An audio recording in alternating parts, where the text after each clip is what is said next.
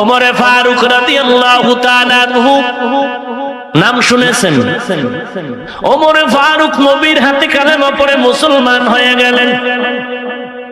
এদিকে খাব্বাব রাদিয়াল্লাহু তাআলা আনহু নবীর হাতে নতুন মুসলমান হয়ে গেলেন। দুইজনে একদিন এক জায়গায় বসে আলাপচারিতায় লিপ্ত হলে ওমর বলেন, ও খাব্বাব, ইসলাম গ্রহণ করতে গিয়ে তোমার কোনো কষ্ট হয়েছে নাকি? বলে হ্যাঁ। বলে বলো। খোবা খাব্বাব বলেন, ওমর আপনিও তো মুসলমান হয়েছেন, আপনার কোনো কষ্ট হয়েছে নাকি? বলে তোমারটা আগে বলো। খাব্বাব বলেন, খলিফাতুল মুসলিমিন, কথা বলতে বড় কষ্ট হয়। আল্লাহর ভয় আমি অন্তরে ঢুকাইয়া দুনিয়ার সব কষ্ট মাথায় পেতে নিয়েছি। ইসলাম গ্রহণ করার কারণে আমার উপর আযাব। খাব্বাব জিহ্বাটা বের করে ওমরের সামনে যখন দেখায় দিলেন, দেখে জিহ্বার মধ্যে একটা গোশতের টুকরা বার। ওমরের মতো বান্দা বলে, খাব্বাব বলো তোমার জিহ্বায় কতদিন টিউমার হয়েছে?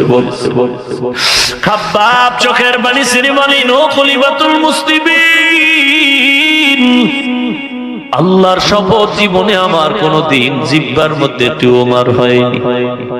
তাহলে তোমার জিহ্বায় কেন গোশতের আলাদা পাতি টুকরা দেখা যায়? খাব্বাব চোখের পানি ছেড়ে বলেন, ওরে ওমর, রাসূলের হাতে কালেমা পড়ার অপরাধের কারণে আমার এলাকার বেঈমান কাফেরেরা আমার হাতে পায়ে রশি লাগায় পাহাড়ে নিয়ে গেছে। পাহাড়ের মধ্যে নিয়া আমার হাতে পায়ে রশি লাগাইয়া পাহাড়ের কাটা আইনা আইনা আমার জিহ্বা বের করে একবার ঢুকিয়েছে, আবার বের করেছে। আর বলেছে, খাব্বাব কালেমা ছেড়ে দিবি কিনা বল। আমি চোখের পানি ছেড়ে ছেড়ে কথা বলতে পারি না, দিলটা মাওলার দিকে ঘুরাই দিয়েছি। আর আল্লাহকে বলেছি, মালিক তুমি তো দেখতেছো আমি খাব্বাবের এই কষ্টের পেছনে কারণ আমি তোমার গোলাম হতে চাই, আজ আমার উপরে আযাব। ওমরের চোখের পানি পড়া শুরু হয়ে গেল। খাব্বাব বলেন, এখানে শেষ না, জামা উঠাইয়া পিঠ বের করে বলেন, দেখেন আমার পিঠের হালত। ওমর তাকায় দেখে খাব্বাবের পিঠে বিন্দু থেকে বিন্দু কোনো গোশত নাই, হাড়ির উপরে পোড়া পোড়া দাগ। বলে, রে খাব্বাব, কুষ্ঠ রোগে ভুগছো কতদিন বলো? খাব্বাব বলে, জীবনে আমার কোনোদিন কুষ্ঠ রোগ হয় নাই। তাহলে কষ্ট কেন রে খাব্বাব? খাব্বাব চোখের পানি ছেড়ে বলেন, ও পয়গম্বর, কালেমা পড়ার অপরাধের কারণে নবীর কাছে কালেমা পড়েছি অন্যায়ের কারণে। বেঈমান কাফেরেরা আমার হাতে পায়ে রশি লাগাইয়া ওই পাহাড়ের চেটিয়াল ময়দানে নিয়া জ্বলন্ত আগুন জ্বালাইয়া আগুনের কয়লার উপরে আমি খাব্বাবের চিৎভাবে শোয়ে আমার উপরে বুকের উপরে পাড়া দিয়া এরপরে লাঠি দিয়ে আঘাত করেছে। আর বলেছে, খাব্বাব কালেমা ছেড়ে দিবে কিনা বল। ও খলিফাতুল মুসলিমিন ওমর, ওই সময় আমি আসমানের দিকে তাকায়ছিলাম, আর ওই আগুনের তাপে আমার পিঠের গলিত চর্বিগুলো পড়তেছিল, আমি নিজ কানে আওয়াজ শুনতেছিলাম। আমি আল্লাহকে বলেছি, উদার মালিক, আমার আজকে কষ্ট শুধু কালেমা পড়ার অপরাধের কারণ।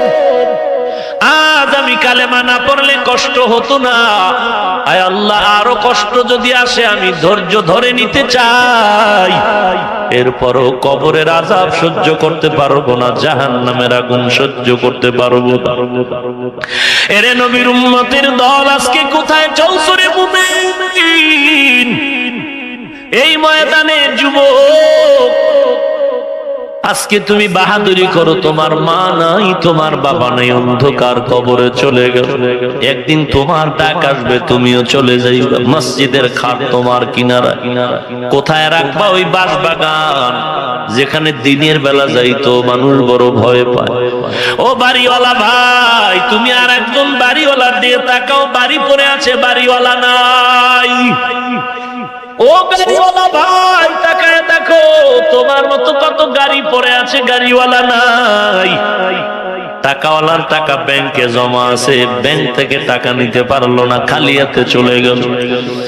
অতএব অন্ধকার কবরে কখন কার ডাক আসবে জানা নাই। এরে নবীর উম্মতের দল, আল্লাহর দরবারে তওবা করো, চোখের পানি ছেড়ে কান্না করো, চোখ দুটো বন্ধ করে মরণের চিন্তা করো। এই জীবনে আমার কত বন্ধু বান্ধবের আমি হারাইলাম, একদিন তোমার আমার ডাক এসে যাবে।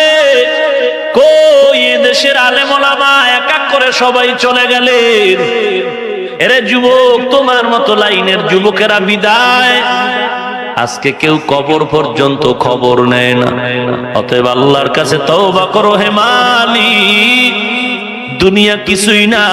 আজকে আমরা টুপিদারি নবীর আদর্শ মানার কারণে কেউ না খায় মরি নাই, সম্মান কমে নাই, কমেছে না। তুমি কেন ধোকায় পড়ে আছো?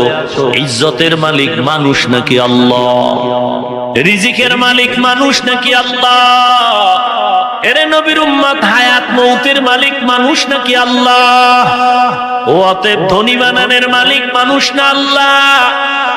এত টেনশন কেন করো? আল্লাহর গোলামি করো, নবীর আদর্শ মতো দাড়ি রাখো, চুলগুলো রাখো, নামাজ পড়ো, পর্দা করো, বেঈমানের গোলামি ছেড়ে দাও। তোমার নেতায় যদি বলে বাদ দাও, মাও যদি বলে নবীর তরিকা মানা যাবে না, ওই মাকে আর মা বলিয়া মহব্বত করা যাবে না। এরে নবীর উম্মত, আমার ভাই যদি বলে নবীর আদর্শ মানা যাবে না, ওই ভাই আমার প্রয়োজন নাই। কারণ আমার আল্লাহ আপন, আর কেউ আপন না। দুনিয়ার যারা আপন আপন বলে সব হলো স্বার্থপর, দুনিয়াদার। অতএব বান্দা সব ছেড়ে দাও, আল্লাহর মহব্বতের রশিটা মালা গলায় লাগাও। তোমার মতো কত যুবক এসে বারবার চোখের পানি ছেড়ে কান্না করে, দোয়া চাই, হুজুর দোয়া করেন, দাড়িটা লম্বা করেছি, নামাজ পড়া শুরু করেছি। আমি বললাম তুমি কি করো? বলে কলেজে পড়ি। হুজুর দোয়া করবে। আর এক যুবক গিয়া বলে হুজুর আমি ব্যাংকে